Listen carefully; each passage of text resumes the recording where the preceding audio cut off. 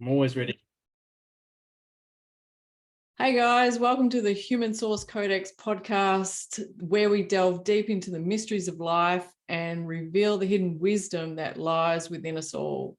Join me, I'm your host, Kellie Rhea, as we explore the most controversial topics and uncover the truths that lie at the heart of our existence. From ancient spiritual practices to cutting-edge scientific discoveries, I promise you, I will leave no stone unturned in my quest to expand minds and open hearts to the infinite possibilities that surround us. So sit back and get ready to unlock the secrets of the Human Source Codex. Well, today, guys, we've got a little bit different kind of podcast that we're going to do with my good friend, John Templeton, who's a personal development coach. And today we're going to actually go into, we'll see where it rock and rolls to, like what actually happens during this conversation. As you know, with my podcast, I like to actually have them as conversations, and we will touch on controversial topics. And I do love a good debate too as well. And I know John does too. So we will see what unfolds here today. Hey, John, and welcome, and thank you for joining me today. Hey, Kellie, thank you for everyone listening. Get ready, because I know today's topic is going to be pretty hectic. Well, we won't keep it a secret any longer. Like, John's got some questions and he wants to hash out. What do you want to hash out? Well, I've been researching leaders and people that make an impact, and there were some questions on my mind around emotions. And is there a correlation between someone with really heightened emotions and the amount of impact they could have, or someone with maybe more limited emotions and a more centered mind and the impact they had? And one of the people I wanted to dive into is Adolf Hitler. And obviously, he made a huge impact, cultivated a whole nation behind him. I say whole, I'm sure some people didn't want it, but many did. And started to expand his empire. People were behind the mission that he had and the vision that he had. And I wonder what was driving him. Was it an open heart for his people, for all people? Was it raw emotion? Was it some traumatic event that he experienced in childhood, and then it was just raw trauma driving him? I'm curious. Wow, this is going to be really cool. So in the essence of leadership and emotions, is there a perception that a person, to be a great leader, needs to have like a big handbag of emotions that actually provides the energy for them to lead into their direction? Well, emotion is energy for motion. That is what does drive our body to move towards or away from things. And so you would think that the more sort of emotion is in there, the more someone's going to move, whether that is making an impact to others' lives or to chase goals for themselves. All I know is that emotion moves us, and that guy moved a lot of people. Was it all raw emotion, or was it, a poised sort of level-headed mind? Well, I think in really looking at, the way that we like to actually research leaders is to really go deep into as much information as possible and looking at both sides of a person. And then we withdraw, or we take out the traits of that particular person, and so that we can really get an understanding where they're actually operating from. So have you done that with him? Yes. To what degree? Maybe Okay. different to you. So what because when we talk about emotions, like emotions to me are actually driven by a specific action or a thought or a perception relative to somebody's mission, or to, a void that they perceive that they may be experiencing. So in the essence of Adolf Hitler, what is it that you really want to actually bring up? It's the more integrated. Is there a correlation between the more integrated you become and the size of your impact on Earth? I guess in the, that is a yes and a no answer. And because as we actually approximate integration, then we go into the next void, like we complete a cycle, then we go into the next void. So therefore we open up something which is the unknown, and therefore we go again and again and again, like in that format. But is your question, is that with what he achieved or what he did? What's the difference? Well, for Are you talking me, about his actions or behaviors, or his? for me, it actually depends on the perception of where you're actually coming with this. Because I know there's a lot of conjecture about, like, he's widely known, but also widely disliked as well in multiple different countries around the world. And so are you postulating and coming from a place that he was a great leader, but also a despised leader? I would say that statement is true. Why I care about this is because I want to make a big impact. Okay. And I want to know what are those key core driving factors. Is, a lot of the work that you've done, that I've done, is about having a balanced perception, not necessarily being emotional, bringing yourself into a state of equanimity. And, I feel like there are lots of people out there that do that and they don't have a huge impact. So what's the driving factor between, and the reason I bring up Hitler is because of, he is despised, and a lot of what you do see of him, it is charged. He's polarized. There's energy coming out from him.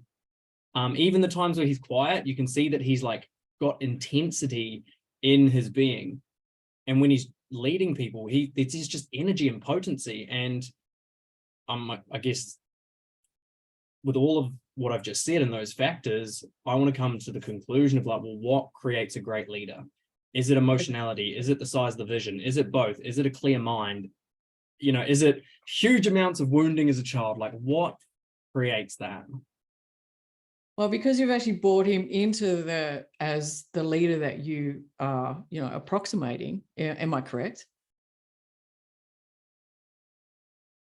Or is he just a person that demonstrated a bunch of emotional intensity with a great legacy that he's left behind?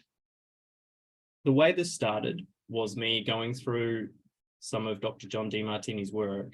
And from what I understood from that work was that the greater the level of impact, the greater the level of integration, essentially. And Hitler got brought up during that training, and I thought, so you're saying that Hitler was more integrated than someone like you or I because his impact is far greater than you or I. That's where it stems from. Okay, so I would say yes, right? And if we go and delve deep into like the man himself and look at all of the qualities that he did express and repress, we will find that there was a level of integration relative to the conjecture that's actually out there in the world. Now, in saying that, I know that might be controversial because we have moral and ethics that actually come into this at play. So the question here is I believe, is do you have to be unemotional to be able to have a great impact? And it is about moving forward at all costs relative to whether it's human life, etc. Could that be correct? Yes. Yeah. Vice versa. Is it unemotional or is it total emotional? Right. So we as humans are, if we are seen to be expressing no emotion or unemotional, what labels do we generally get? Well, yeah, you could say disassociated, or you're Yeah. suppressing or repressing, and that's Psychopathic, yeah, sociopathic, what yeah. else? Narcissistic. Well, see, I would say those people are emotional because their emotions are driving them. Yes, exactly. But yet it's still actually depicted as sociopathic or psychopathic, is that they showed no emotion, like during these particular, events that is judged, or that the narcissist does not have the ability to be able to like have empathy towards somebody else. Yes, I would say though the narcissist is driven from emotion. That's why they're so extreme. I agree.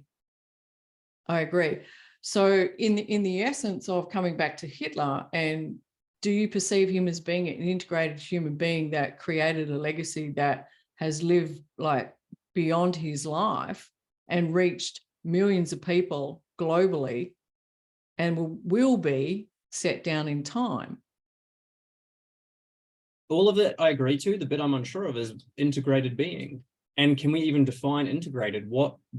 How would you even define integrated? Well, for me, it's moments in time, right? We can only ever approximate full integration. This is relevant to the laws of rhythm, the laws of cause and effect, and the laws of polarity. We can approximate like the closest point to the 0 point field in integration, and we have moments of that. And then we come into a phase locking experience where we have a moment of pure integration where we may experience or feel the aspect of certainty and presence, and what we love to say is unconditionality in that moment. And then we actually birth into another form of separation. So that's where, when we're in that place of, I call the 0 point field, there isn't any emotion. Because to me, emotion is disintegrated. It is a separation of two parts of the pole in polarization of opposites. But yet when we actually push through and we see all sides at one particular time, we then have the experience of a phase locking experience, come into a place of unconditional love. And that's where our heart opens and our soul is then connected. And we are actually inner and outer directed, relevant to our soul's mission. So then we go into the next void where the separation and then the next round of emotions actually come into play. So I think it's a misnomer to actually perceive or believe that we can be in that pure state 100% of our time while we're here on earth.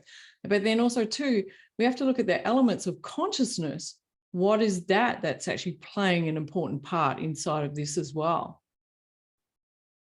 I just want to go back one step. Yes, we go in and out of full integration, and that moment of at one moment, whatever you want to call it, that stillness, that certainty, that middle moment of just everything feels whole. Yes, we all go in and out of that. I would say someone more integrated, one, spends more time there, two, gets there more frequently, and three, isn't as extreme in the polarizations. For example, if you look at someone like Eckhart Tolle, that dude is so mono, no like extreme emotions. And his whole teaching is around presence, which is that state of equanimity and centeredness. And so for someone like him, in comparison to Hitler, for example, I would say this is my belief system, is that the higher the level of integration, yes, the less emotional you are, but the more you feel. So it's not suppressing or repressing the emotions. It's being so present that you can watch the emotions come and go and they don't affect your mood, so to speak. So I would say there are levels of integration. And I'm just not sure that the more integrated you become, the greater the impact. Because the people that are making a great impact, even now, like Donald Trump, I would say, he can be pretty poised at times, but he can be pretty fiery as well, and there's emotion there. So yeah.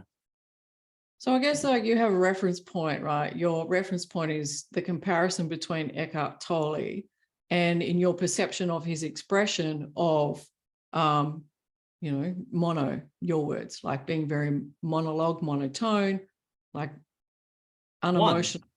One. Yeah, he's closer to at-one-ment than the majority of us. And then the comparison to that is to Donald Trump and to Adolf Hitler. Like, so he's like the opposing force to those two. So in essence, he's playing a role relative to the dynamic of, the dialectic that we have to experience here on this planet called Earth. So we could say that it's absolutely necessary for the opposing force to actually be there. Now, I guess, I'm also going to say my bullshit meter just went off, like to Eckhart Tolle, no disrespect to him. But have you done your research and really gone into where does he actually express and exhibit the other side? As like Donald Trump does and expressing. I don't feel he does to the degree that those guys do by a long shot. A lot of the spiritual teachers that I follow, I don't think they do, because their attachment, they don't have the attachment. So there's no things they're attached to. There's nothing they're seeking or avoiding. So there is way less emotionality. So if I was to put it on a scale of integration, let's say Eckhart Tolle is 90%, just for a figure, 90% integrated. So his fluctuations are very small in this little 10% realm, whereas Donald Trump might be 50% integrated. So his fluctuations are bigger and more of a 50% realm. That's how I see this whole model, is the more integrated you become, the closer to center you become, the less emotional you become, because you have less judgments. Agreed on that. And to me, that is a form of self-mastery, is to have governance over that which actually arises from within you relative to your perceptions of what is potentially happening on the outside, and being able to be present to that moment. And this is a beautiful Hermetic principle, like they watch the polarity like swing to the left and swing to the right, but yet they don't actually join into that. They allow it to swing and allow it to swing back, but they stay in the center relative to it. So, this is a beautiful spiritual wisdom maxim that's been around for many, many, many centuries too as well. So yes, I agree with that. And as myself as a human behavior specialist, that is my everyday work, to actually be in that space and have governance over those fluctuations or those volatilities that we label emotions or we label feelings, right? They stem, in my perception, from our perceptions. And then our body starts to actually act relative to those perceptions. So coming back to like Donald Trump and Adolf Hitler, we start to actually look at what was their driving force, right? So the teleology behind these two beings does play, to me, an important role into these expressions. And then we can also take Eckhart Tolle and look at like what is his teleology or his telos or his mission or his purpose here that is going to have him animate that form. So if you take those two men that you mentioned, Donald Trump and Hitler, what was their mission in your perception? I would say that they have quite an extrinsically driven mission, as in, I call it if then living. It's like, if I achieve this, then I'm great, or if I achieve this, then I'll be loved. And in comparison to Eckhart Tolle, I feel he's more of an as then. So as I live, then I'm happy. So instead of focusing on the destination, I would say Eckhart's more focused on the journey. And so Donald Trump and Adolf Hitler, what's driving them? This is the big question. It's some kind of vision they have of a future that's better than their current reality, and they're willing to fight tooth and nail for it. Whatever that is in their words, I don't know the specifics. Is it for Donald Trump, it's money, power? For Adolf Hitler, I don't know about money. Whether it's for this perfect race he wanted to build, I don't know. And I don't know where does it come from? Is it Donald Trump's dad was a property mogul, or maybe it was just, well, this is normal. This is just my conditioning, my patterning. This is normal. Think big, go big, win. Hitler, maybe, I don't know. I don't know with Hitler. That's why I'm not sure, like, where is that vision, or as you call it, that teleological purpose, like where is that born out of? Because I feel like Descartes is different to theirs. I feel like his is, I'm just at peace, and wherever God guides me, wherever the universe guides me, I'm just going to take that next step. Same as Michael Singer. It's kind of like, I'm just going to hand this over to divinity and walk that path. And they're very poised, they're very centered, they're less emotional because they're just not attached so much. But these other guys who are arguably having a bigger impact probably have a bigger vision and more emotionality, more swings in their behavior. Well, I guess, coming back to two things here is like the word impact and having a bigger impact relative to the polarization that's attached to, the expressions of these particular beings. To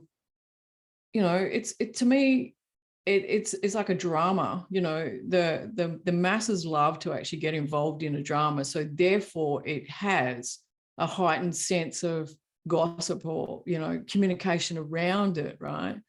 And so therefore there is a perception that is greater than somebody like Michael Singer or Eckhart Tolle as such. But yet I reckon if you went and did the math and actually did the research, you'd probably see that they would come out balanced, because we have to have the law of risk escalation to actually govern those particular things. But if we look at the things that matter the least actually travel around the globe the most, right? And the things that matter the most travel the least. And that we have to, like, I want to postulate that question, because why does that happen? And why does something that is actually has so much meaning, perception of meaning in advancing and changing lives, I could say Michael Singer or Eckhart Tolle, for example, why does that not get the reverence or the actual, the heightened sense of media coverage? Why does that, as composed to, let's call the other thing politics, and let's call this what? Spirituality? Yeah, spirituality and politics. It's just, big picture, it's unemotional. Whereas politics, the news, conflict, it's emotional, and people are not in control of their emotions. So the more, that's why I'm saying it's like almost the more you can polarize people, the bigger the impact you're going to have. Absolutely. And the greatest minds on the planet have an understanding of that. The ones that are actually, know how to actually work the human brain, the human mind, and to actually feed it what it's looking for, like in terms of dopamine and serotonin, they will create and feed that illusion and keep the masses in a delusion. That is the purpose of that. And so that's the purpose of the media. And I don't give a shit who's actually listening to this, because it is absolutely true. Like the media is there to actually sway the minds of the masses so that they can be actually out-directed and controlled and sent relative to, the system that is created for those that have that understanding to create maximum wealth and maximum impact and to have maximum power. And though, in the words of John DeMartini, is that those that have the most certainty actually rule the game, and they are absolute certain in how that they will actually govern the minds of the masses and keep them in their limbic system so that they're reactionary relative to fear. This has been around for years and years and years as well. We can go all the way back to religion, where in the essence of heaven and hell, if you're not a good boy, you're going to go to hell. And if you're a good girl, you're going to go to heaven. So, we can come all the way back as to what has actually created our emotions is those belief systems. Yeah. And what happens to the people that actually wake up to those belief systems? They start asking questions like we do. Absolutely. They become more profound in their questions that they actually put out there, but they also become targeted relative to the others. So as we actually grow in consciousness and we evolve in consciousness, we also have to attract greater sense of challenge in that, which is the opposing force of the uneducated, the lower minds of the masses. But So yes, that, if you're here to actually make money and you don't give a shit about people, or you don't actually, have a moral compass that's relative to actually assisting people in their transformation, in their growth, then yes, you won't care. And that's what we say, like, if you want to stay in the center, there's an element of caring where, it's self-worth and other worth come together. They're not separated, but if you don't care, then you're going to have a higher sense of self-worth and you'll negate the other worth. yeah. And I feel like people that do that, as you just said, high self-worth, negate the other worth, I feel like they're the ones that have the power, because they're the ones that are the narcissistic ones that have they know what they're doing to manipulate people's minds, to polarize them, to keep them in their cycles of their emotions. So they can't access their inspiration. They can't access the full self. And so that brings me back to Hitler versus someone like Eckhart or other spiritual teachers, that they don't go around polarizing people. They're not playing a game of, oh, I'm going to polarize these people so they follow me, or, the Jews are the enemy because of all these reasons, and make whatever, let's go kill people, take over these countries. The spiritual teachers are saying, look, I'm just in the center, and these are some ideas that are going to help you with life, to live a fulfilling life. And so I just cannot see a correlation between integration and impact. I feel like a lot of, like, Eckhart's made a huge impact. Some of the other spiritual teachers, huge impact. Hitler's bigger, but less integrated. And we decided that was a true statement based on the fluctuations of the emotions. Okay. So in consideration of that, like, if we want to make an equation relative to impact, where is there, in your perception, are you looking at that Eckhart Tolle as adding to life, but Hitler was what? Taking life? I wouldn't put it into that category. I believe they're both giving and taking. I just would say that Eckhart is more integrated than Hitler. And I'm curious as to how to make the biggest impact. Is it to go out and just become so centered in yourself and so present and be inspired, or be like Hitler, be more emotional? I'm not saying he's completely emotional, but more emotional, and really like he was polarized. He had to be polarized in order to polarize others. So that to me is a lack of integration. And so I look at myself and I go, well, do I need to be less integrated, more polarizing, and then I'm going to move more people? But then I'm like, well, Eckhart's essentially impacted millions, and he's more integrated. So I just cannot see, I don't know what the correlation is between integration and impact, if there even is one, or it comes to something greater, like literally the size of your vision. But where does that even come from? What's the opposite of impact to you?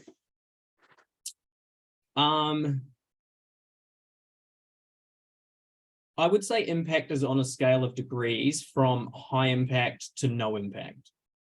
No. So let's movement, no movement. How do you actually demonstrate impact?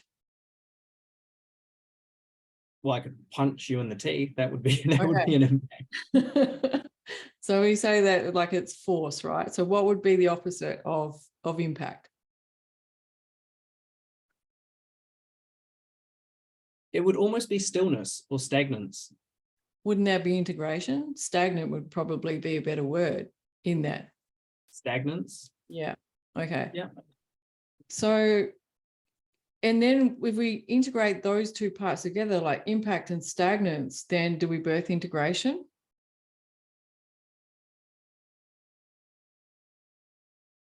I would, so that would be the like, if we, yes, we do. Yeah. So you see that, and almost like inside of that, when I was asking that question, like what was coming up in your feeling body, because I saw you look up to the right, up to the left, and, you know, then check in to your feeling body to see which one actually felt true, or does it feel true? Well, I was just building the representation, an image in my head of impact and stagnance, and I was wondering if it was the x-axis or the y-axis, because Okay. I believe that when we integrate the x-axis, we climb higher up the y-axis. And I was just going, oh, is this a y-axis we're climbing from stagnation to impact, or is it an integration of opposites that helps us climb up? For me, it's the integration of opposites that actually help you climb up. Because if you're in the polarization of other, you're in a dialectical spin, right? And it's a revolutionary cycle that's not actually having you evolve. So when we can see the service of both sides relative to that which is our mission, then we can actually then quantum jump or leap into the next evolutionary sphere, right? So can you see that? And we move back to the perception of impact is greater than stagnance, but yet both are necessary to actually have an evolution. So why would we want to be one more than the other? There's got to be something on the y-axis. Amount of people impacted versus amount of people unimpacted. Well, if we look at As in the reference to, what are you calling impact, like monetary value or reach of people? Yeah, so this is what we have to define, Yeah. is not monetary, reach of people to transformation of number of people. And relative to their vehicle on how that they actually do that is also relevant, right? Why? Why is that relevant? Well, relative to perceptions. So are you familiar with like the Chinese Cultural Revolution of Mao? Maybe pre-World War II. Pardon? When was this? Back when they had the famine in China, when there was 30 million people in the Cultural Revolution of Mao in China. So we look at relative to the vehicle of what the mission is of those that we perceive as having the most impact. Like, what is their mission? What was their teleology? I keep coming back to that, looking at the why that's actually driving this perception of impact, right? So if you have a why that's big enough, then you're going to have a greater impact on humanity. But if your why isn't that great, then your impact's not going to be relative to the scale of these particular things that you're talking about. But that and then we come is into that emotion. Well, is it? I would It has say to be charged. The bigger the why, the bigger the charge, surely. because of the bigger the void that is there. So therefore it's not fulfilled. So therefore there is the perception of feeling that I don't have that. So therefore I want to actually bring that closer to you, which is driven by our limbic system. But yet us as a species have the opportunity to be able to step into prefrontal cortex and actually have governance on how we actually get into a creation of being able to receive and experience our why. Mm-hmm. Yeah. So, you know, inside of that, we come back to what is it that to have a great impact, is it relevant to the vessel, the vehicle, and the driving forces to reach many people? And we could say like Mao, we could say Hitler, we could say Donald Trump, we could say Tony Robbins, Eckhart Tolle, these particular people, there's no doubt that they have had an impact on many people. But in your perception, I just want to ask this one question. Is these particular people, in your perception, the way that they've had an impact and changed or evolved life, more negative than positive? Yeah, that's what I was thinking as you were speaking. And I was processing that myself, going, how am I going to define this when she asks this question? Because I knew it was coming. Yeah. And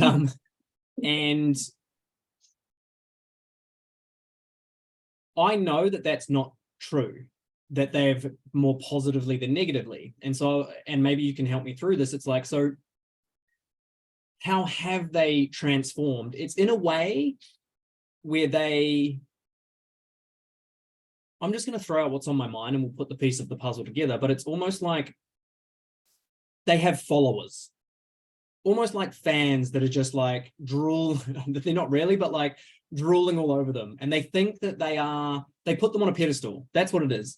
The amount of people that have that person on a pedestal, like what is the driving factor of that? It's some polarization, it's an attachment. Absolutely. Absolutely. It's a polarization of the unconditioned mind that doesn't have an understanding of that which they're trying to, bring into their life. They are placing through geopositional perception on a pedestal and seeing themselves in a lower echelon relative to where they are. So that, again, we could say has been conditioned through us throughout time, in the belief that I'm less than and they're more than, right? How many times have you been told that you're not there yet, this, that, you've got to blah, blah, blah, you must, you have to, you should, etc. So therefore, you're actually limited by external circumstances in your perception, but you are placing people up instead of placing them in your heart. And the simple thing is because we have not been taught to actually go and look at that what we see in others we have inside ourselves, and that's the holographic universe that is actually out there, and owning all those particular traits that they are expressing, but it's in your form relative to your axiology and your teleology. So the comparison quotient is what fucks people up, or it consistently is. That's where our highest form of like depression actually stems from, is in comparison to others, or comparison that, oh, I'm not there yet, or I don't have that. And when I get there, your words earlier, when I get there, I'm going to feel this, I'm going to be great, right? But we're not grateful for where we are right now because we perceive that we need all these external circumstances or conditions to actually allow us to actually have what the word better life. I think I have a formula. While you were talking, I was like, I think I've come up with the formula for greater impact. And when I say impact, I mean the greater amount of people infatuating with you, because that's what it is. Well, that's called selling, right? And marketing. And so yes, how are you going to deliver that message without polarizing it too much? Because it has been shown throughout time, and yours too, like these people have reached so many people around the world because of their emotional expression, because they've tapped into the negative component that we call pain or hell, and we use the animal instinct to actually drive people away from that. So we sell them something that is like the magic pill, the red pill, the blue pill, to have them perceive that they're going to get a better deal or a better life when they get there. That's heaven. Yes. And that's what Hitler did. Germany was on its knees financially. And so he played into their desires, what they wanted, abundance for the country, for the nation, he played into that. Don't we see that still today, like in The Secret and abundance, and, like if you do this, you're going to reap all the benefits of, keep going. Yeah. So, I mean, there's a transformation. There's a transformation. It's still there. It's just in another form. Of what? Of the way that it's being marketed to the masses or to us to be able to believe.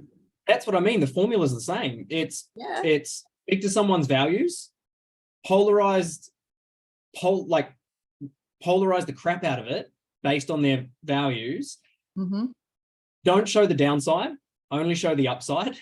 Not, hey, we're gonna lose millions of soldiers during this thing. Your dad might die, your husband might die. Don't tell them that bit. Make them sound like heroes. Polarize the crap out of it. Only show the upsides. Now you've got a nation of people going, yes, this guy is going to get us out of trouble. Well, Great.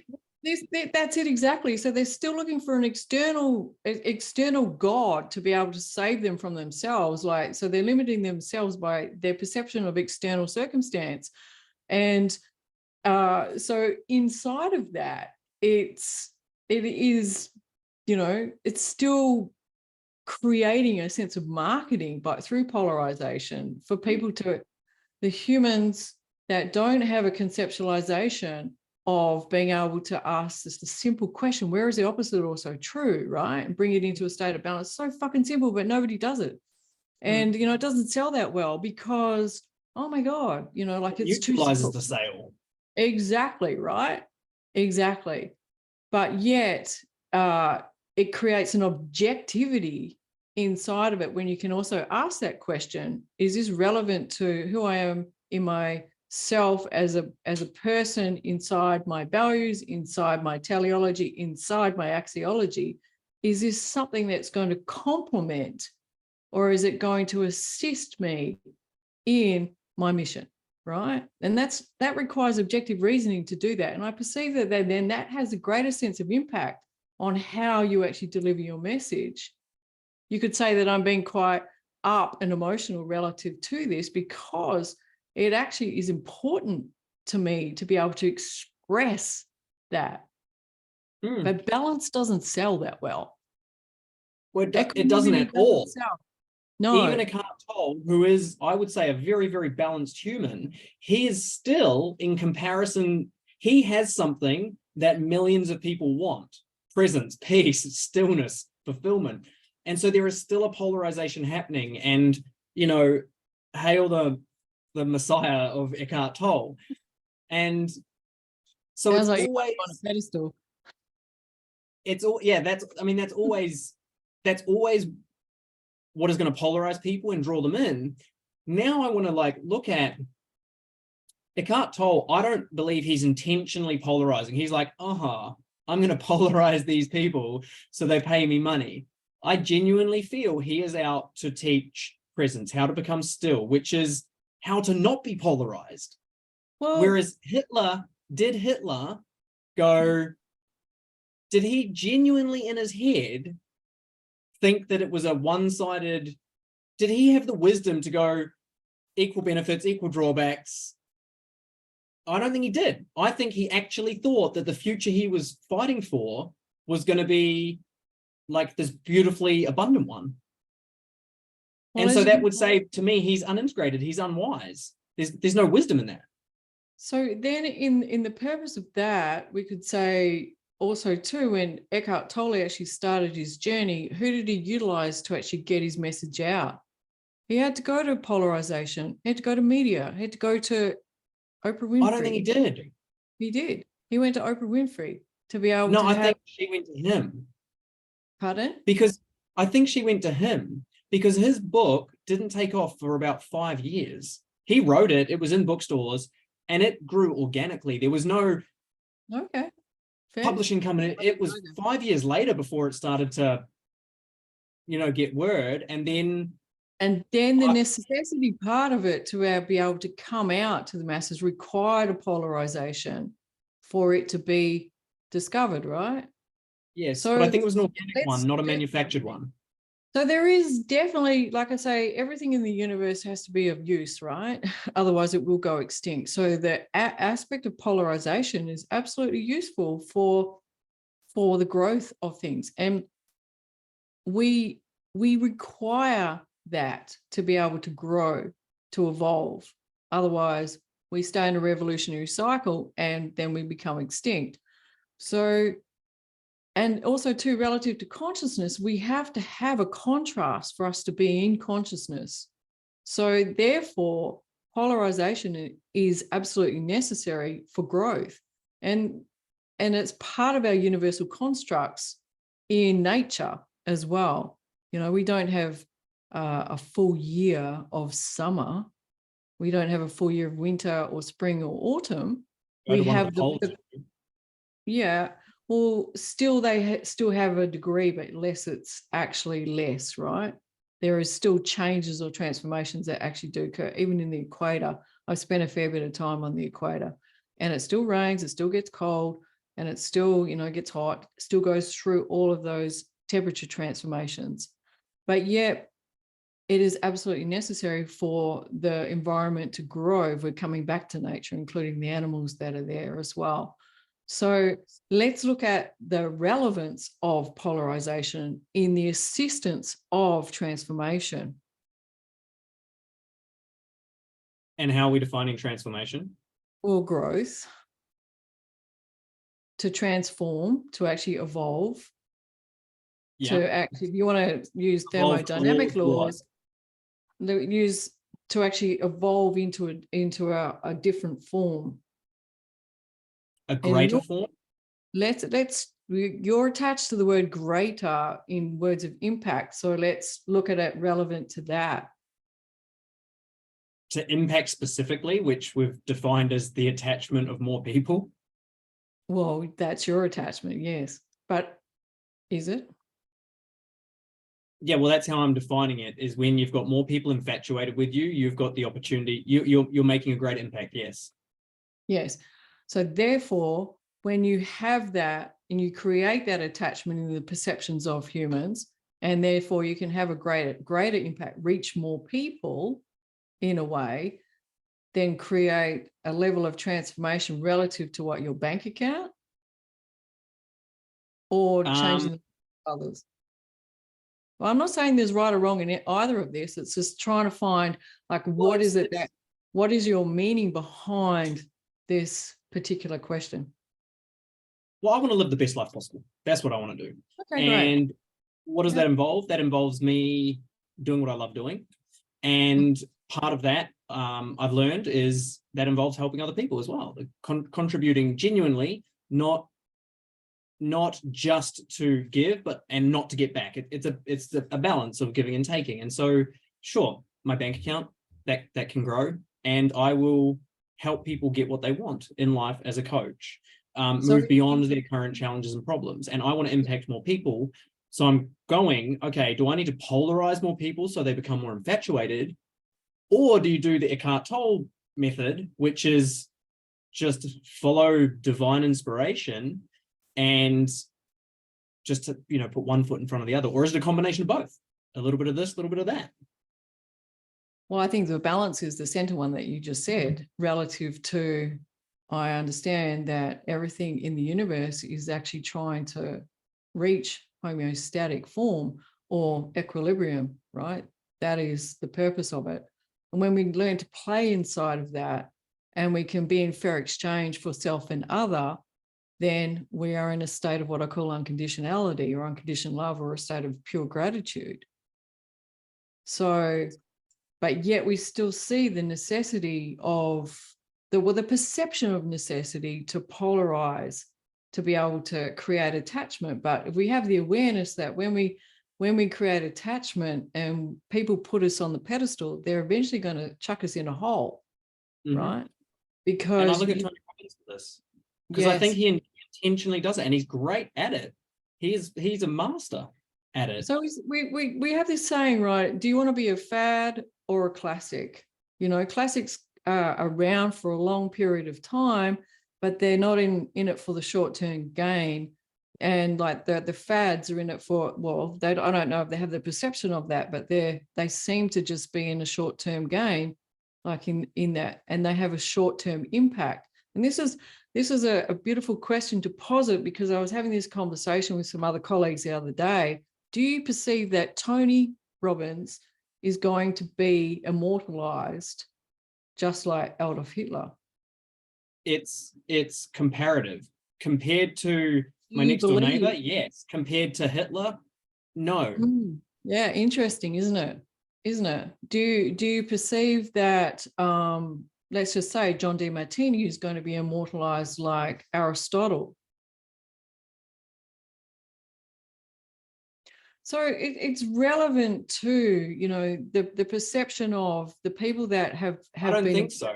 or legacy based in the past that we could say have become the greats, and that we're still in a comparison. We're still comparing ourselves. Always duality. Mhm. Exactly. So We I don't cannot think escape it. it's degrees. It's like classic, immortal, fad, mortal. It's the scale of degree, not black or white, right? So it's comparative. And my question that I would put to you is, what puts someone as more of a classic comparatively to more of a fad? Because Hitler's gone down in history. That dude was more emotional than Eckhart, and I think would have more of an immortal impact than Eckhart from a polarized place, because there were more people infatuated with him. Well, was he more emotional than Isaac Newton? I would say no. That's why I can't draw the correlation. That's why I'm trying to figure out what gets you to climb that scale of immortality. Maybe the answer is in that is that we can't draw a correlation. So why do we? There has to be some formula or equation for becoming more immortal and more classic and remembered after our time. I just don't know what it is. Potentially is to be able to impact, your words, more people through your great ideas, or, you know, ideas that have not actually been done or demonstrated before, right? That's what we have the Nobel Peace Prize for, is those great minds, the perception of great minds that actually have discovered something and brought it to the service of humanity. So I don't think Hitler did that. He didn't discover anything. He just had raw, like, drive. From what I understand, I've not lived with the dude. I don't know him inside out. From what I feel into, see, read, and I do love World War II. I spent a lot of time reading World War II. Yes, probably a one-sided maybe understanding of it. And that impact, like that, his why, his vision, like, is that how you become immortal? By having, is it, you know, is this the formula? Dream bigger. Like, is that the formula? Have a dream so big, a vision so big, with so much attachment to it, so you are so polarized towards that vision that nothing will stop you. Like, is that the formula for immortality? And the further away that vision is from you in terms of time and space, the bigger the impact. Like, 1,000-year vision, which you are so attached to, is far more powerful than a 24-hour vision that you're attached to. That's a fad, right? Whereas the other one is a classic. Is that the formula? Let's put Elon Musk in that basket. Yep. He's going down as one of the greats. Absolutely. So therefore you see that he has a great immortal vision. He knows that it's going to go beyond his life, right? So every day he's dedicated to that. And every day he probably wakes up and actually attends to that every single day. And so how do you, I don't see him any different to Hitler in a form, right? Because if we're just taking the relevance that these people, they're just people that have had great visions beyond Where their do life. those visions come from? Well, that's the existential question. You know, we dive deeper into epistemology and ontology and free will and predestination, you know, and what is the relevance of our soul inside of our body? And is the body separate to the soul? Is the soul actually separate to the body, or are they both together? That's a whole other argument that I'd love to go down inside of that. But one of the things that has really stuck with me, and throughout my journey of the love of wisdom, you know, I love wisdom. And so therefore I'm a teacher of wisdom. And it creates controversy. And I get multiple different challenges or conjectures from other people out there. But, you know, thank you to, you know, DeMartini for actually showing me this particular statement. I would rather have the whole world against me than my own soul. So what does that mean to you, like inside of that, when I say that? Yeah, it means like I have my vision. I know what it is. I'm the reason I ask these questions, yes, for me, I want to get wiser and more certain of my systems and structures to help others.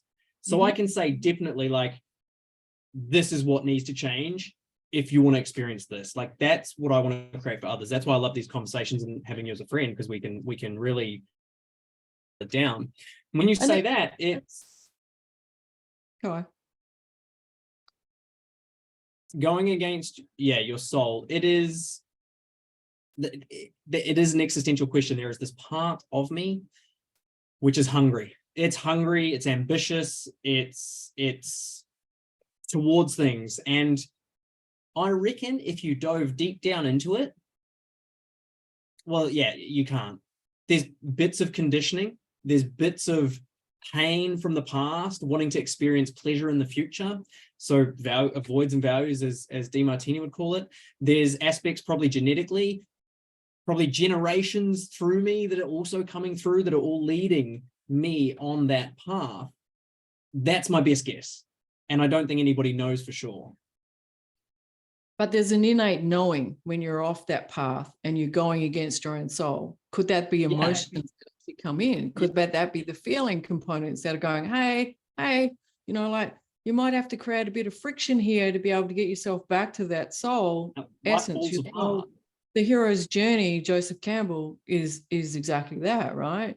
When you hear that call, you know it's a call, and then you're on a road of I call it, the pathless path, is because you get conjecture from here, but yet you have this internal component that's like trying to keep you congruent to what your soul's calling is, or your teleological mission here on this planet. And 99% of people here don't have a fucking clue about what that is for them, but yet they get all these particular feedback mechanisms through their emotions and their feelings, and they go, oh my God, I can't handle that. So they go take a pill, or, they numb it out.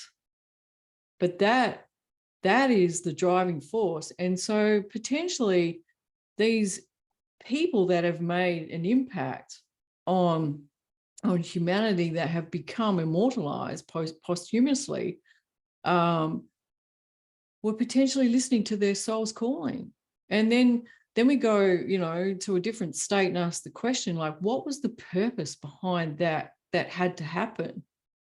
Because in my world, the universe does not bring anything into creation that it's not of service to evolution.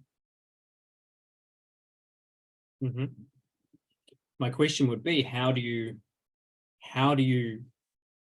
tune into your soul's calling? I've got some ideas, but they're going to contradict or conflict with Hitler and the fact that he is more he is more polarized than Eckhart. We've agreed on that. And so is he listening to his soul's calling, or is he listening to his emotions, or are they both the same thing? Well, let's go back a bit, because I don't particularly agree that he is more polarized. I just see that he was a human being on this planet that had a mission that, in his perception, carried out, same as Eckhart does, right? And if we were to break down the parts that he chose to actually utilize to carry out his teleological mission, or his highest values, there's a multitude of different things in there, but we can look at the greatest things that most people know, like he took life. And so then I'd come across and say, like, where did he give life as well? Because I believe he gave life equally as much as he took life. Absolutely. And where does Eckhart Tolle take life and give life, right? I would say he gives people maybe an unrealistic thing to attain for an everyday person to reach a mystical way of living as a mystic.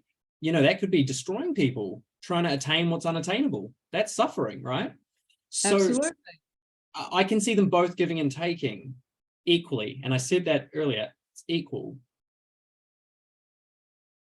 I would say that Descartes is more an inspired vision, because it's more intrinsic, as opposed to Hitler, which I would say is more extrinsic, which is if and then, which I would say if you're living in if and then, you're motivated, you're not inspired. That's true. That's true, because we're looking for an outside source to actually give meaning to that, which is you're trying to actually rectify or reconcile within yourself. It's still limiting yourself by external perceptions or external circumstances or conditions in the perception that they are going to actually give you that which you actually can source within yourself. So, but yet you're still doing or demonstrating a similar thing. So am I. And so we have to ask, like, what is the purpose of motivation and inspiration? They are two pairs of a pole. I disagree. Okay, great. Share. This is something I've been playing with all week. That's why I was excited for this call as well. And I was writing it down, and I feel like desperation and motivation are two sides of the same pole. This is how I work it. Motivation is a towards, I want that. Desperation is away from, I don't want that. Positive is motivation, negative is desperation. I would say inspiration is the integration of those two. No longer chasing, no longer running away. You integrate the opposites. You ascend a quantum. You ascend to what I would say DeMartini's teachings, a transcendental feeling, and inspiration and enthusiasm then comes through you. That's what I believe. And so I've been playing with the idea is that all three exist simultaneously: desperation, motivation, inspiration. And you could literally go from desperate to motivated to inspired in the matter of 10 seconds. If you had the awareness, or you kind of knew what was happening. You might be like, I don't want that. I do want that. And then inspiration can come through you and just channel all of this energy and enthusiasm. And it's not, and it is a process of I'm enjoying the process. That something happened the other day. I can't remember the specifics, but I remember going through, I got all this passion come online. And you would say passion is the motivation. It's the polarized to the positive side, right? So I felt all of this almost anger, and then sort of this passion came through me, and I just had all of this energy, and I got so much done. And the way it came from, I was down in the pit. I was in the negative, and desperation came, and I was like, I got to do something about this. That converted very quickly to passion and fire. And I was like, oh, I'm feeling really motivated. And then I was like, I think I'm just inspired now. And I went back on my mission. And so I was like, I feel that they're all very close to each other, very subtle, all happening to a different degree at the same time. And so this is just something I've been playing with recently, is like, can you transmute from desperation to motivation to inspiration, like really quickly? Absolutely. Relative to where you are in the states of consciousness. And yes, you're quite conscious to these particular things, right? So you have a connection to the biofeedback of your emotions, and have the ability to be present with them, and then ask a quality question like, what is the meaning of this? Like, what is it? And going into it, you're not trying to avoid it. You go with it and ask it. It's what is its service to you? And this is where we actually see that all of those particular emotions that you just mentioned, even though they are in contrast to each other or polarizations, they are of service. They are feedback mechanisms to let you know that you're either off your path, you're out of center to yourself relative to who you are.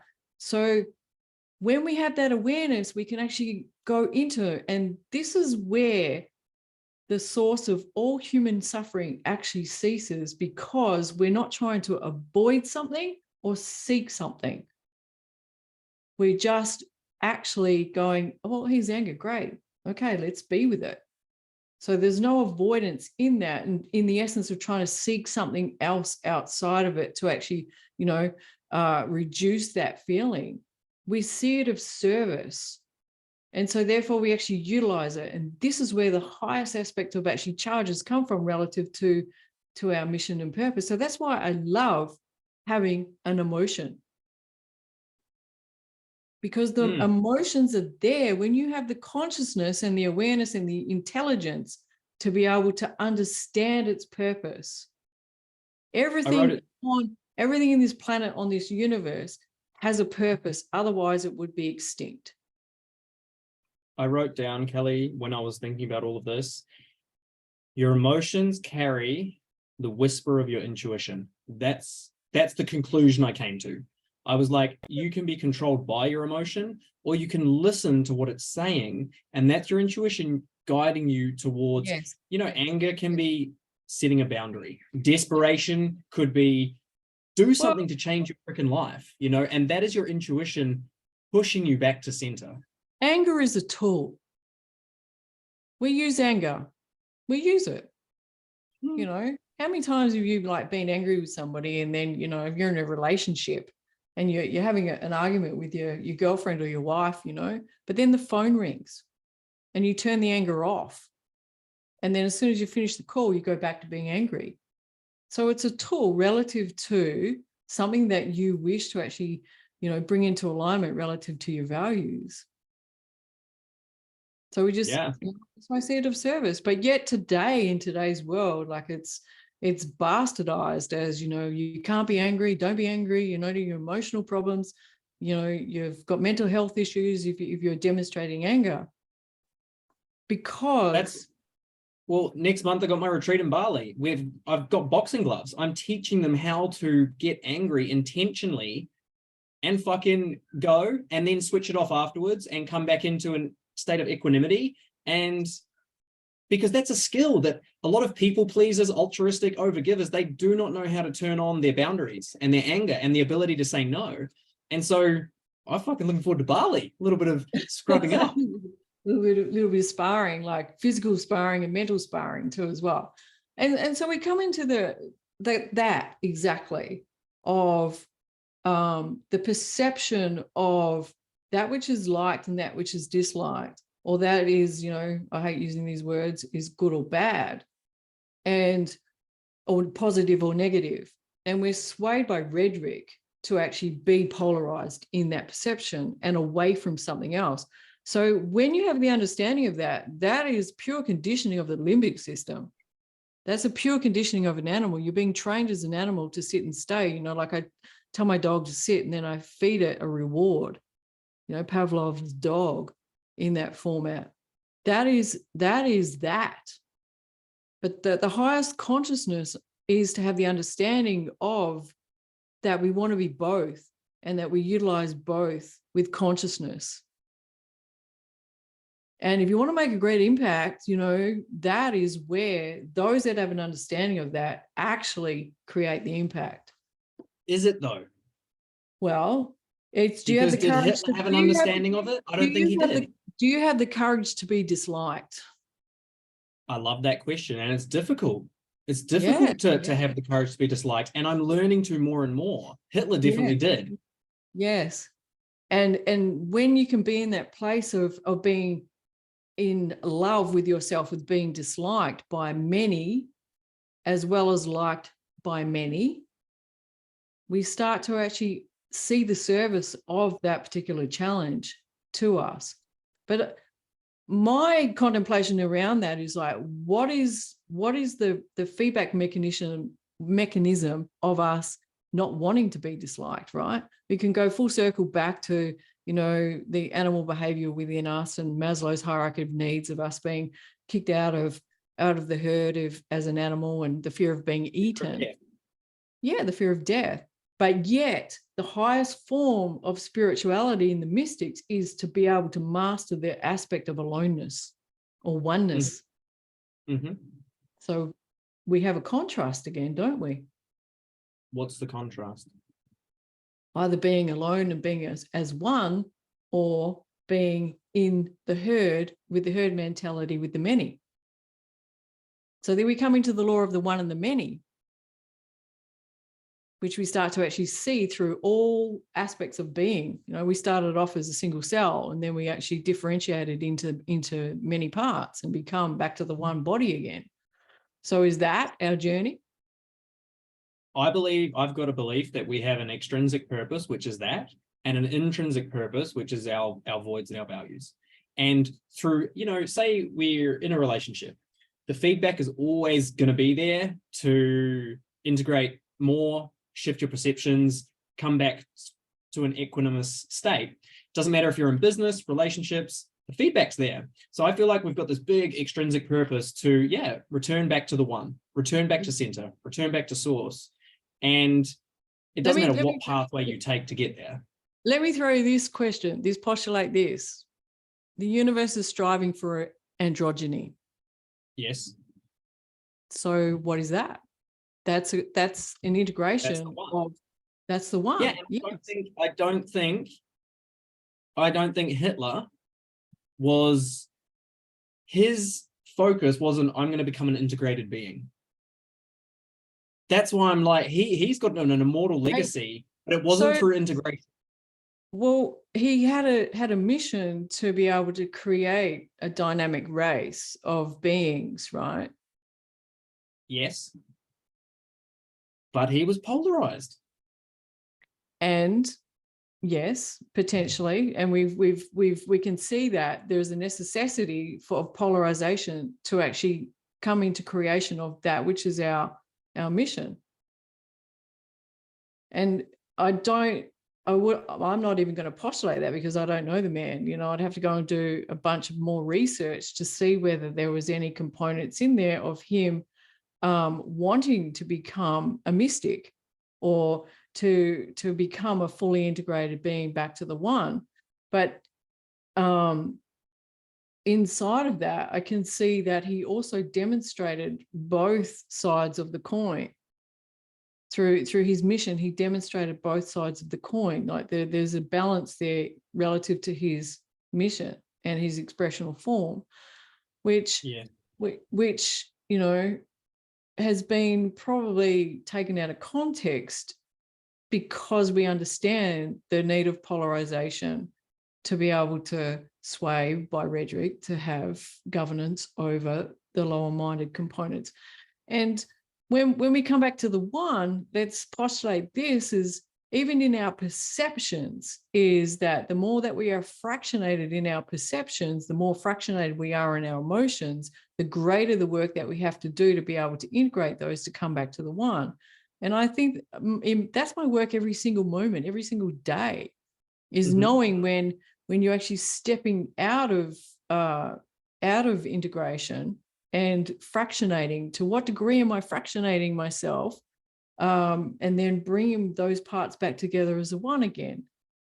So we do that work, and that's what I call the extrinsic purpose. That's the great work, integrating self.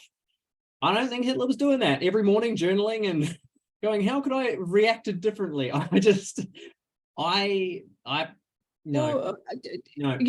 journaling, I don't journal. I just don't, because, But you mentally journal. Yeah, exactly. So why, I postulate the question of, how do you know that he wasn't journaling? Because was he not actually contemplating or thinking? Do you want to know why? This is why. Right. Because I truly feel that the more integrated you become, the less harm you do. Now, I know you're going to say everything comes in twos, and Eckhart is, yes, he's helping and hurting at the same time. However, his intention is not that, if that makes sense. And so I feel, and please challenge me on this, the more integrated you become, the more present you become. I know you don't like the word peace because peace is contrast to war. I feel that the more integrated you become, the more in tune with the moment you are. And then if someone needs to be hurt in that moment, you'll hurt them. If they need to be helped in that moment, you'll help them. Whereas I don't feel Hitler was in tune with the moment. He had a mission, and he didn't care how many people got wiped out for him to achieve that mission. And to me, that is selfish. and unintegrated. That's how I feel. Please challenge that, break it down. So you have an attachment to life here. No. An attachment, there's a moral and an ethical component that is nested inside of your belief here in not wanting to hurt others. And then can I ask you a question? Like, where does that come? I'm happy to hurt others. I'm happy to hurt others. If someone broke into my house and tried to hurt my dog, I would go and break them into pieces. I'm not against hurting. I'm against destroying and annihilating a race. Now, look, Hitler could have been backed into a corner. You know, he could have been backed into a corner with, I believe, is what's happening now with Russia and Ukraine. Russia are backed into a corner and they're saying no more, right? And so they're attacking, they're hurting people. You know what I heard about the Bible? This will make sense. It says, thou shalt not kill. That got taken out of context. That thou shalt not kill, it really means thou shalt not murder. It's the Hebrew changing of the language that got messed up. It means thou shalt not murder. You're allowed to kill, but you're not allowed to murder. I was like, that's the frame I'm taking with this. I believe in life and death. That's fine. You live, you die, happy days, no worries. If you take a life, that's fine. There is something different though. There is something different with. What is that? What is the difference? Yeah, exactly. Let's do this. Yeah. What is the difference that you're trying to actually determine? It's almost, is it the message of God, divinity? Is it that inspiration to take a life? This is what I believe. There's like an inspiration to take a life in order to balance and harmonize the whole. And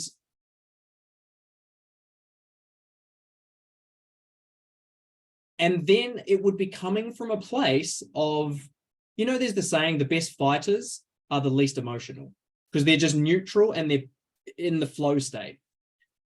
Well, in that case, it's like, okay, in that case, I'm neutralized. Inspiration comes through. I take a life to maintain homeostasis, balance. Whereas there are people that are so far in the narcissistic pole that it is not an inspired killing. It is a if and then killing. If I kill them, then I'll have more power. If I kill them, then I gain this or that. That is what I would say the difference between murder is extrinsic motivation, killing intrinsic motivation. Eckhart Tolle, helping people, hurting people, intrinsic. Adolf Hitler, helping people, hurting people, extrinsic. That's how I would separate them.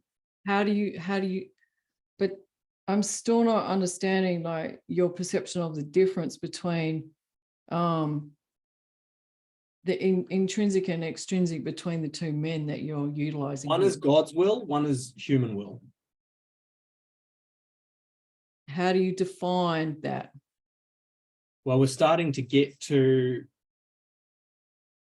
so one is, I mean, to define it may or may not help. One is, it is from an open heart. It is your heart's open, your soul speaks to you, and it's like,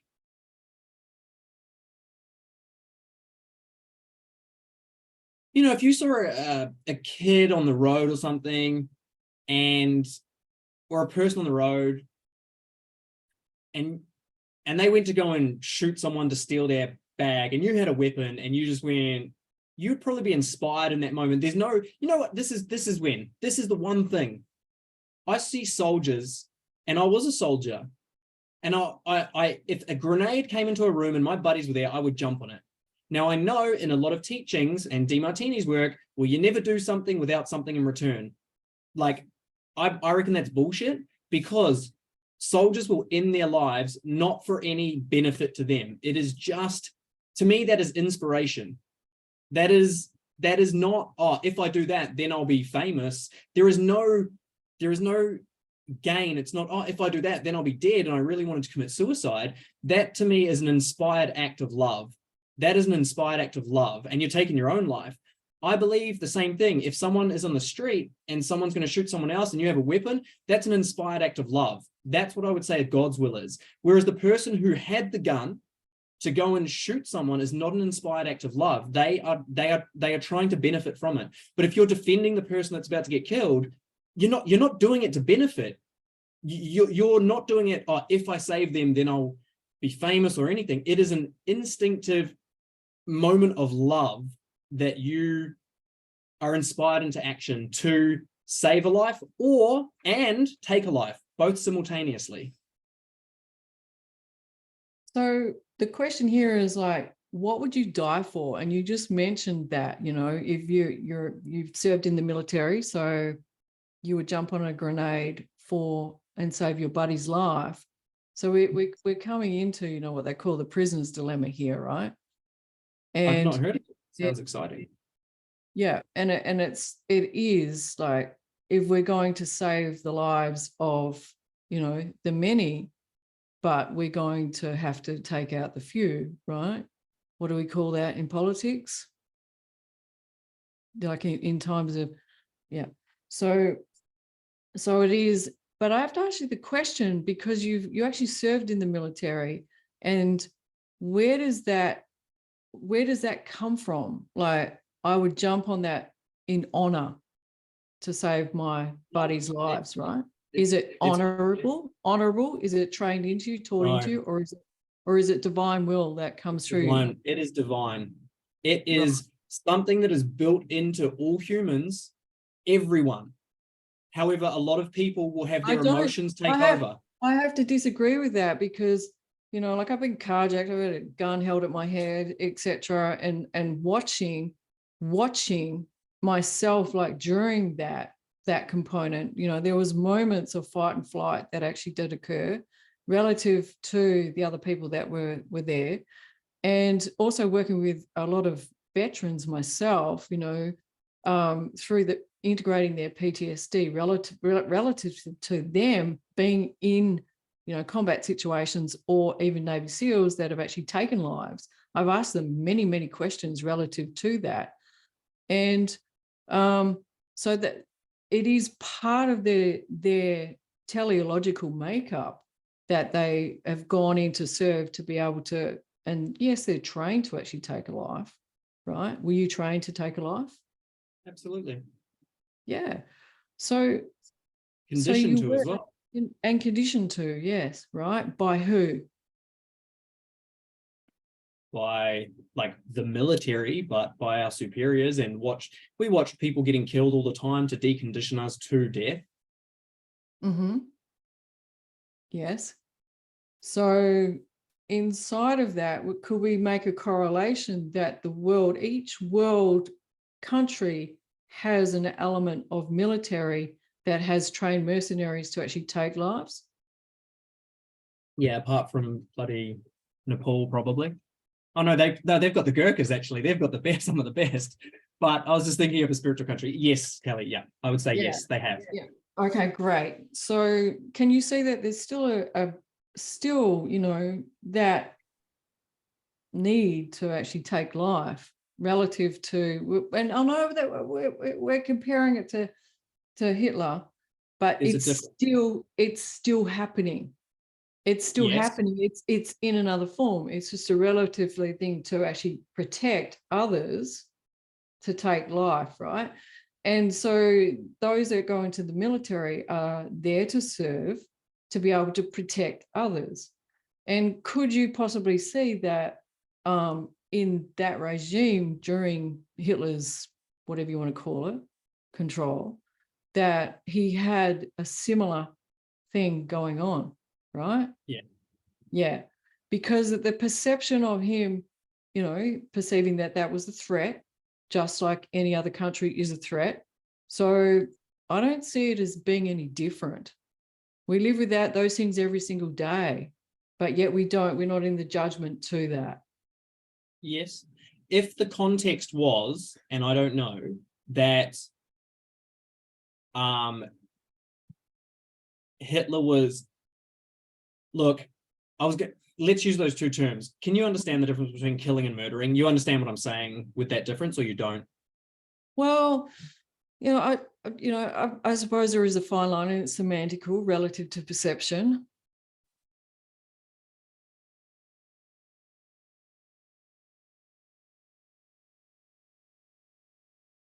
I would say the differentiation is what I always come back to with all of my teachings is if and then and inspired as then.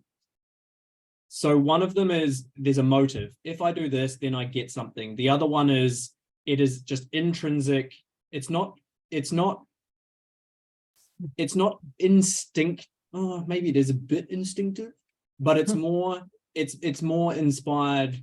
It's more, I would like the word inspired action. Do you perceive that both are required? Both murdering and killing? No, that in your words are extrinsic and intrinsic motivation. It's unavoidable. Yes. And then, yeah. Unavoidable. You're in duality, it's always going to have if then, and you're going to have moments of as then. Mm-hmm. Yep. So what's the real judgment here then?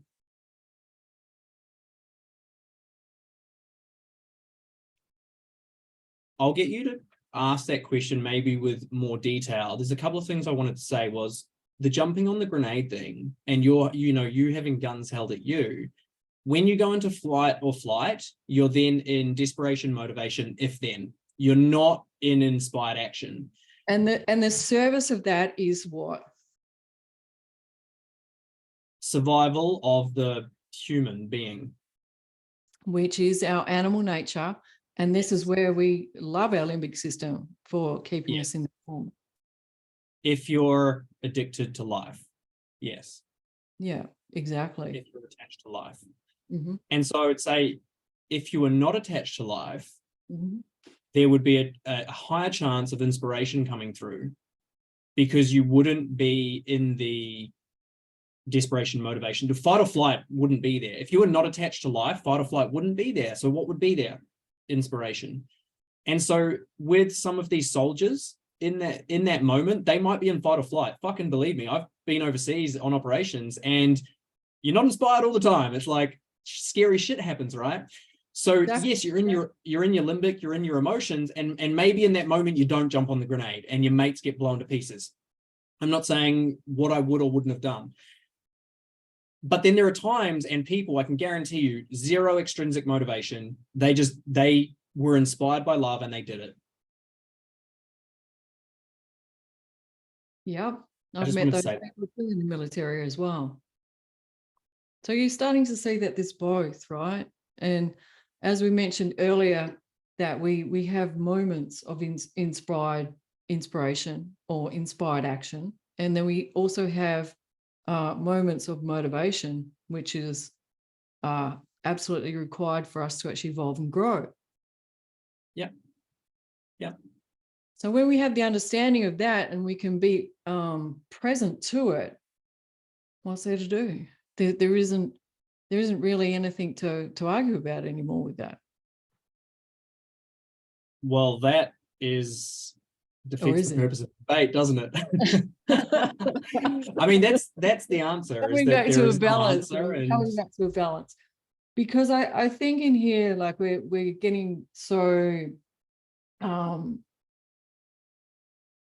conditioned by what I call moral hypocrisies, right? That are conditioned belief systems of how we should operate inside of a society, which is still external or projected authorities trying to tell us how we should be, right? And we could say that today's greatest one is the avoidance of pain and the seeking of pleasure. So we're on the hedonic treadmill, like relative to that. Mm-hmm. But yet we see that pleasure and pain are absolutely required for us to be able to evolve and grow and to actually animate, form, and move through life. And we come back to Viktor Frankl, he wrote a beautiful, beautiful sentiment that came out of Auschwitz. And what was his mission? What was his message? If you've got meaning, you'll withstand anything pretty much. Absolutely. If it's a big enough reason. Absolutely.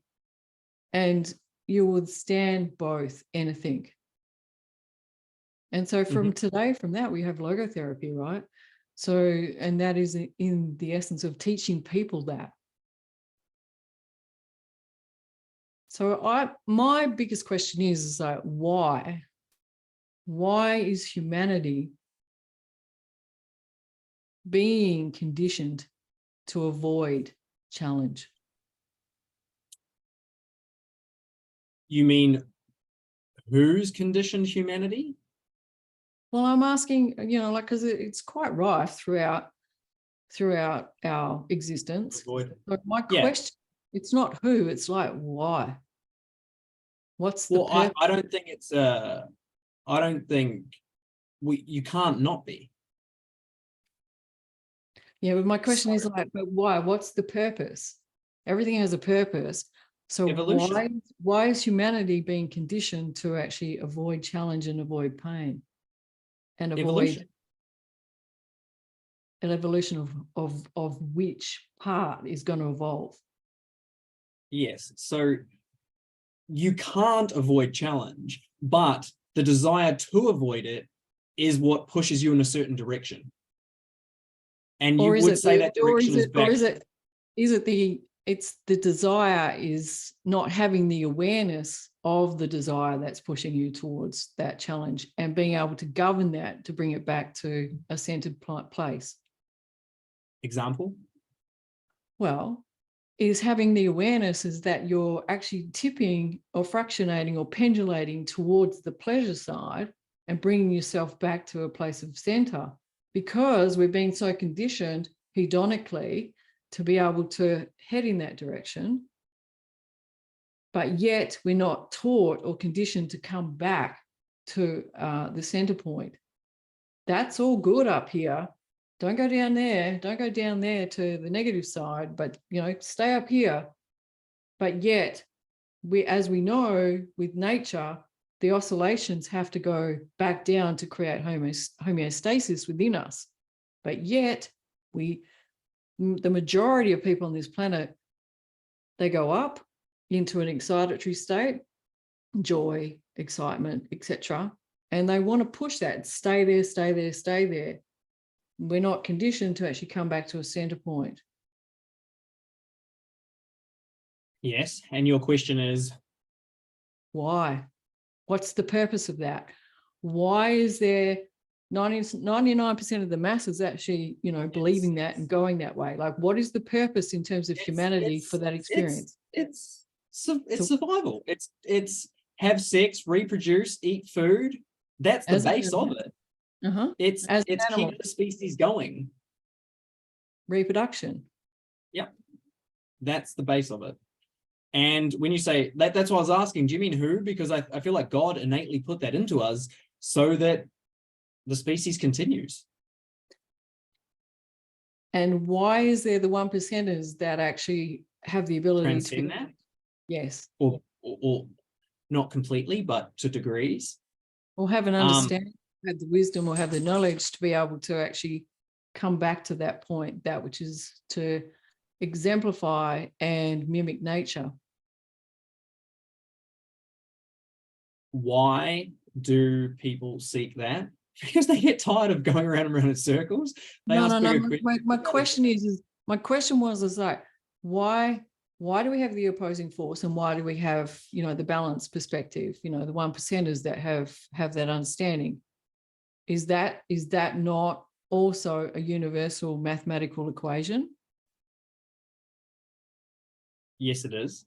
Is everything comes back to math in terms of equanimity? Yeah. And that's the many and the one. Yeah. So it's one over infinity, infinity over one. Yeah, it's just the laws of the universe. Universe, or the multiverse. Wow. I don't know enough about astronomy. So we start to see that at all scales of existence, we are seeing and having an awareness of what is actuality, not what is what we call reality. Does that make sense? So even in the aspect of like those perception of the people that we have labeled today as impactful leaders, we see they make an impact, either positive and negative, or your words, inspirational or motivational driven, that at all scales of existence, we see that in everything. We see, that the military is operating in a similar form as to what Adolf Hitler is, right? So it's still there. It's just transformed into a new form. That's second law of thermodynamics. If you want to actually look at the conservation laws of energy, or the conservation laws of matter actually moving. So we see that nothing ever changes, nothing ever can be destroyed. It just transforms. But yet it must go through these transformational components. And we can put in here that the Brahma, Vishnu, Shiva, build, maintain, destroy, it's cyclic, and then evolution occurs. So why would we want to avoid anything?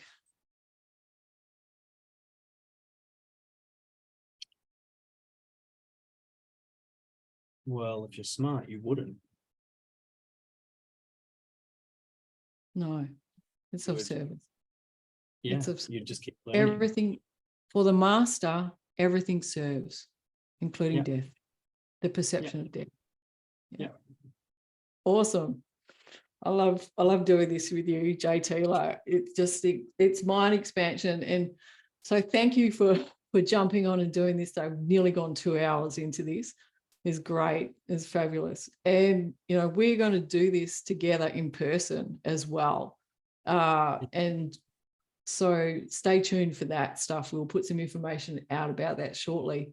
But thank you for that. It was wonderful to be able to. And I see the essence of this, and being able to come together and consciously debate something, even through challenging questions, is quite profound, because it actually births idea. It births information.